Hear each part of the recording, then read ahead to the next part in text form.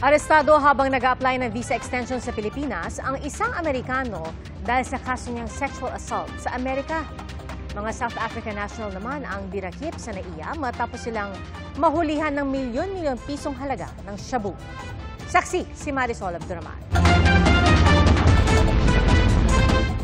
Ikinubli sa mga handbag at pakete ng chips at biscuits pero bistado pa rin ang kontrabandong dala ng dalawang South African. Naharang sila sa NAIA Terminal 3 kaninang madaling araw. Mayroon pong nag-resemble na suspicious na bagay at doon po nagbunsod na yung ating Drug Interdiction Task Group ay kanilang isinagawa.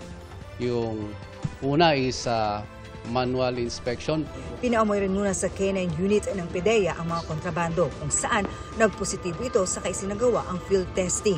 Umabot sa mahigit 14 na kilo ng shabu ang nakuha sa dalawang dayuhan. May market value ito na halos 98 million pesos.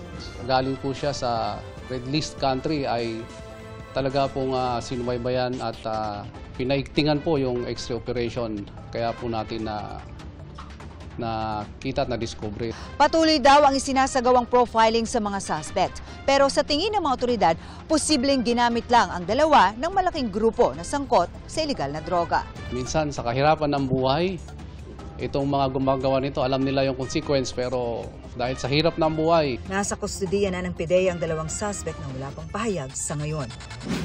American national naman ang inaresto ng mga tauhan ng Bureau of Immigration Fugitive Search Unit. Kinorner ang dayuhan habang mag-a-apply sana ng visa extension sa mismong tanggapan ng BI. We're agents from Bureau of Immigration Fugitive Search Unit, okay? We were sent by the Commissioner of Immigration and we are here regarding your case in the US. Ayon sa BI, nagpunta sa Pilipinas ang Amerikano para makaiwas sa kanyang kasong sexual assault sa US.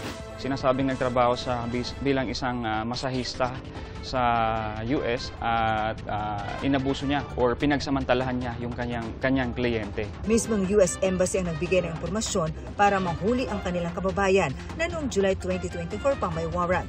Kaugnay sa panggagahasa niya sa isang siniserbisyuhang kliyente. Inaalam ngayon ng BI kung may local case ang dayuhan para ipa-deport pabalik ng Amerika.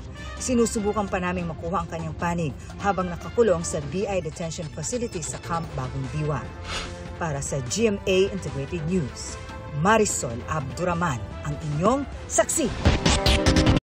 Mga kapuso, maging una sa saksi. Mag-subscribe sa GMA Integrated News sa YouTube para sa iba't ibang balita.